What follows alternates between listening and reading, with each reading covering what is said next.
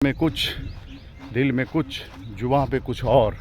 अगर यूं बोल रहे हो तो जाओ जाके किसी और से बोलो।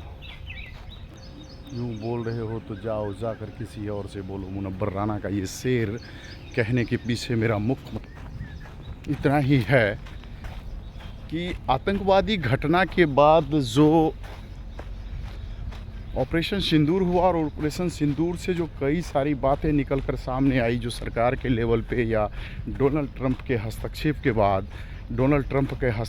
बाद अब भांड मीडिया ये कहने में लगा हुआ है कि डोनाल्ड ट्रंप ने तो विड्रॉ कर लिया। उन्होंने कहा कि मैंने कहीं मध्यस्थता नहीं की है, लेकिन बहुत सारे सवाल ऐसे अभी भी अनुत्तरित हैं जिस पर जवाब लोगों को चाहिए सिर्फ जानकारी के लिए। जैसा कि कल परसों जो बयान आया है भारत के विदेश मंत्री एस जयशंकर का, उन्होंने कहा कि हमने आतंकवादी के ठिकानों पर जो हमला करना था उसकी जानकारी पाकिस्तान सरकार को दे दिया था। बड़ा आश्चर्यजनक जब बयान है जयशंकर साहब का। लोगों को लग रहा है कि एक तरफ पाकिस्तान आतंकवादी को संरक्षित करता है, उसको पोषित करता है, आतंकवाद के पोषित देश हैं, और उसको आप सूचना दे रहे हैं और तब आप आतंकवादी ठिकाने पर हमला कर रहे हैं।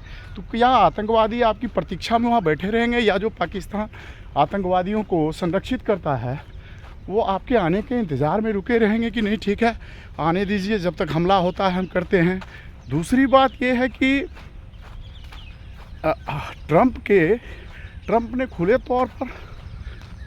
ने खुले तौर पर दोनों वीडियो जारी किया, एक सीज़ फायर होने के समय और दूसरा जिस दिन भारत के प्रधानमंत्री को राष्ट्र के नाम संबोधन करना था उस दिन। दोनों दिन प्रधानमंत्री के आने से पहले उन्होंने संबोधित कर दिया, और उसके बाद ये भांड मीडिया इस सफाई में लगा हुआ है। सीधे तौर पे बोलो कि बिहार चुनाव को लेकर के माइलेज लेना है, जिसको लेकर के ये सारी कवायद हो रही है। एक तरफ तो नैरेटिव ये पिछले कई वर्षों से ये चल रहा था, पिछले 2-3 साल से खास करके 1.5 साल पहले तक, कि मुसलमानों का नाम पता करना है सब्जी के दुकान पर, फलाने की दुकान पर और इसकी दुकान पर, उसकी दुकान पर। ऑपरेशन करने वक्त जब कर्नल सोफिया कुरैशी सामने आई, उनकी वीरता को लोगों ने देखा, सब कुछ जो जवाबदेही उनको मिली उसका बिना किसी झिझक के और बेहतरीन तरीके से बहादुरी के साथ उन्होंने अपने कर्तव्य का निर्वहन किया, और उसको लेकर के देश के तमाम लोग गर्व महसूस कर रहे हैं। जब प्रधानमंत्री के साथ संपूर्ण 140 करोड़ लोग एक साथ खड़े थे, उस पर से बयान आ रहा है देखिए मंत्री विजय शाह का, कर्नल सोफिया कुरैशी को आतंकवादी की बहन बता रहे हैं। तो मध्य प्रदेश के उप मुख्यमंत्री कोई देवड़ा जो हैं, देवड़ा साहब ये कह रहे हैं कि भाई भारतीय सेना तो प्रधानमंत्री के चरणों में नतमस्तक है। भाई नतमस्तक तो होगा, सेना को नतमस्तक आप क्यों कराना चाह रहे हैं? कहना क्या चाह रहे हैं आप लोगों को, बताना क्या चाह रहे हैं? क्या इस बहाने आप नॉन बायोलॉजिकल वाली फीलिंग तो लोगों को नहीं बताना चाह रहे हैं कि वाकई में प्रधानमंत्री जो कुछ दिन पहले बचकानी बात किए थे कि नॉन बायोलॉजिकल हैं वो, ये फीलिंग तो लोगों को नहीं दिखाना चाहते हैं, क्योंकि नतमस्तक तो लोग सिर्फ अदृश्य शक्ति के सामने होता है।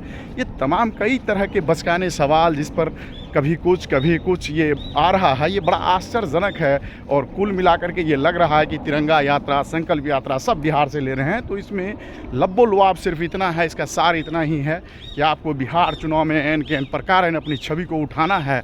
जो ग्राफ लोकसभा चुनाव के समय गिरा था उसको उठा करके जैसे तैसे बिहार की सत्ता पर काबिज करना है। मेरा तो यही मानना है। कल फिर मिलेंगे, बाय।